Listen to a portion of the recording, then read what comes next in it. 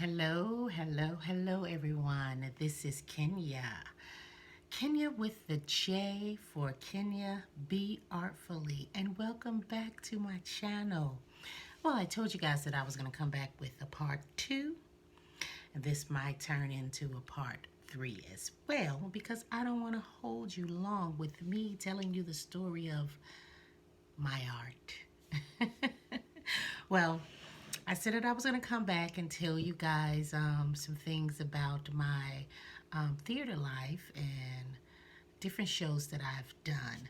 I told you guys how I got started. I told you guys about the character that was created from a Halloween Hallelujah Day at church. Mother Odessa Love. And well, now that I have changed locations from Chicago to the DFW area, um, how I got started. I don't know if I told you all the story, but of me volunteering at Jubilee Theater. I think I did. Um, and taking a class there that they were offering classes when I started volunteering there.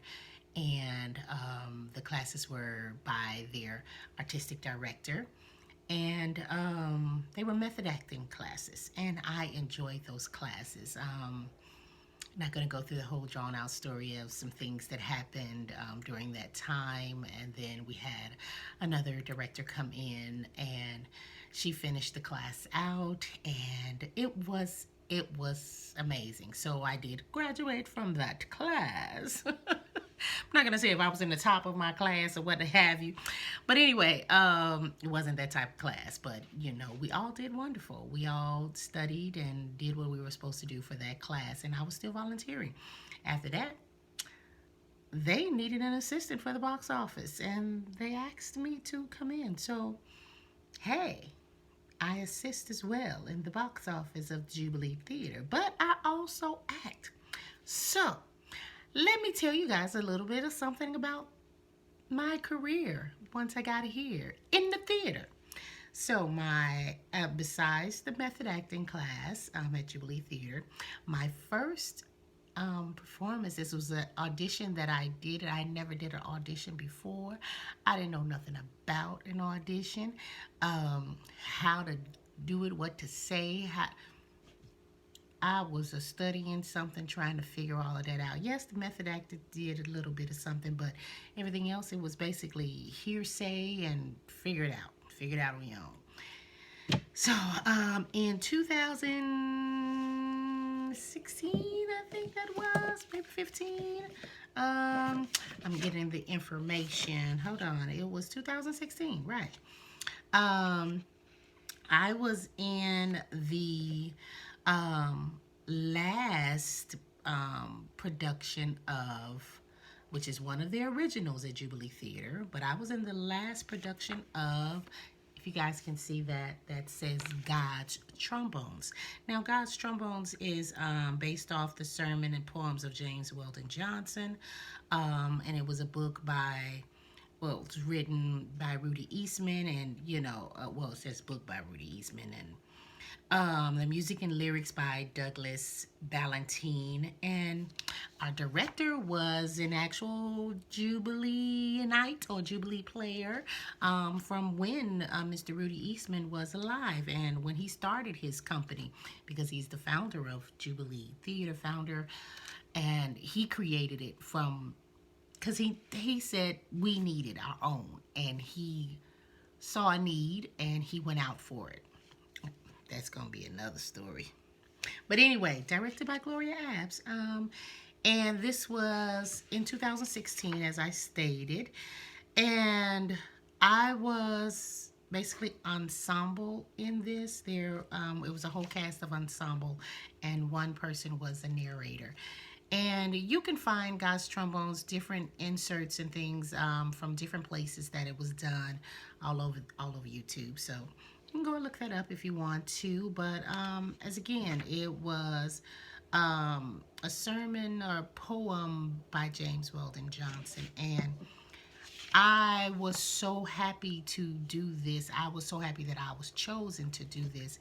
And the friendships, the bondships that were formed out of doing this was amazing. I am still in contact with everyone. Again, that was my first actual stage production here.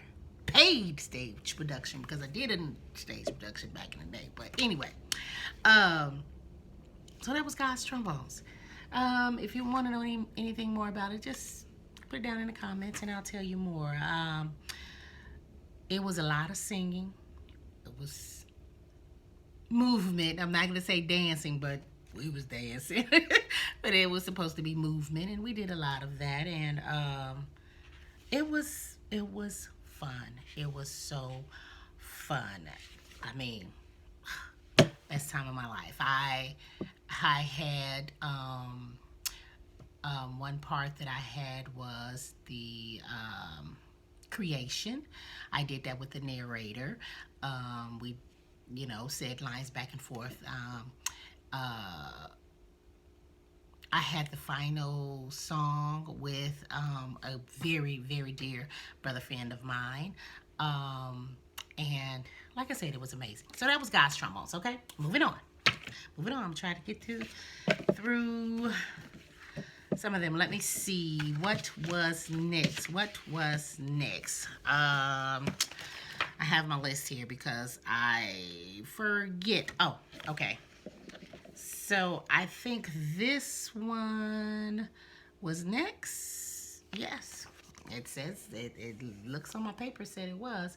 And this is Ruined by Lynn Nottage. Y'all done heard of Lynn. Nottage. She got another play that she wrote, and I can't think of it right now. But look her up. Google her. This was the play of a lifetime. And you said, well, Kenya, what did you play in Lynn Nottage? What part did you play? I was Mama Nadi. That's who I was. Mama Nadi. One of the leads. Me! Yes, I was. Oh my God, I was so excited to have this part. It stressed me. It made me cry. It made me want to give up. It made me do some things that yes. But it pushed me. And the director for this one was Phyllis Cicero. Oh my God, I love me some Phyllis. Yes, I do. I love me some Phyllis, because Phyllis was hardcore.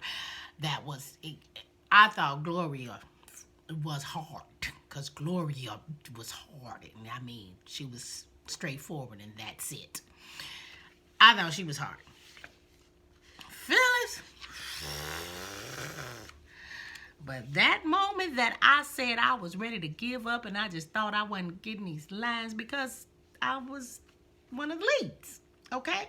So I was in almost every scene except two small ones, okay? So I had to learn the entire play, because I had to know when to come in for everybody else's part and all of that kind of stuff. So I was struggling, y'all. Ooh, I was struggling. But this one was, let me give y'all the date that this one was, if I can find it, because I don't remember offhand when it was. This was October of 2016, okay? And yes, me, Mama Nadi, had to do this. Phyllis Cicero was the director, the writer of this play. It's Lynn Nottage. I enjoyed that one so much. I want to do it again. I would love to be Mama Nadi again. Anybody listen to this? Yes, call me. Call me, darlings. Call me. I want to be Mama Nadi again. I formed some relationships and friendships and brotherhoods out of this one as well. Still in contact with a lot of them that was in, and there was a lot of people in this one. Best experience of my life. Yes, it was. So that was that, and that was done. Oh, that first one I told you was at God's Trombone was at Jubilee. This one was at Bishop Arts Theater Center in Dallas. Now the next one is. Hold on, let me see if I can find it. Did I have it? Oh my goodness, I don't have that one, but I will tell you about it. I don't see that one here. That one was Black Nativity. And I know I got that one somewhere because I got some pictures and everything of that one, but I didn't find it. So if you all want to see it, I will have to go find it another time and show it to you back at another time. But anyway, that was Black Nativity. Black Nativity has been adapted to so many different ways. It just depends on the director and how they want to do it. Well, my director for this one was Lisa B. Whitfield. Okay, and Lisa B., she wanted to take it back to the original Black Nativity. And we did a lot of those old songs because Black Nativity is a spiritual play. And it was a lot of old songs. I mean, 80s maybe? Maybe 80s, maybe late 70s, maybe. It could have been a couple of from way, but they were some old songs. And y'all, friendships, brotherhoods, relationships, types, whatever, all of that. Not relationships as in lovey. No, relationship as in like friendships and different things. I'm still in contact with a lot of people. It was a lot of people in that one too. And that one was also at Black Nativity. And it was fun as well. We had a rough time going. I ain't gonna even get into all the dirty details of it, but it was a rough time going. But we sang our butts off. Yes, I mean, the rehearsals were intense because we had, our musical director was new to playing all of these old songs, these old spiritual gospel, backwoods songs. He was new to that, so it was rough going. But we had fun. Yes, we had fun. And oh my goodness, I won an award. I was like, well, how you just gonna slip that in there like that? Yes, I won an award, the Irma P. Hall Award. Y'all know who Irma P. Hall is? Yes, she is the mother from Soul Food. Yes, her roots are here in the DFW area. And is it the Black Arts Academy? Started a thing called the Irma P. Hall Awards, and I was a recipient of an award for Best Supporting Actress of Black Nativity. Yes, your girl. It's on the shelf. If you want to see it, put it in the notes, and I'll come back and do something and show y'all my award. Thank you very much. Anyway, okay, so my time is coming to a close, but again, Black Nativity was at Bishop Arts, Ruin was at Bishop Arts, and Ruin won an award. The entire play won an award for the best play of that year. Y'all, I was in the best play. And then I won an award for Best Supporting Actress. Boop, boop, yes. Now I'm not getting big headed. No. Because I still got some ladders to climb in this here, okay?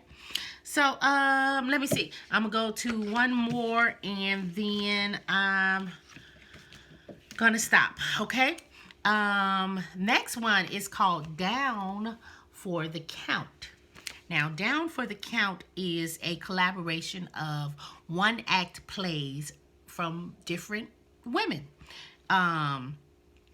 Different women from everywhere that the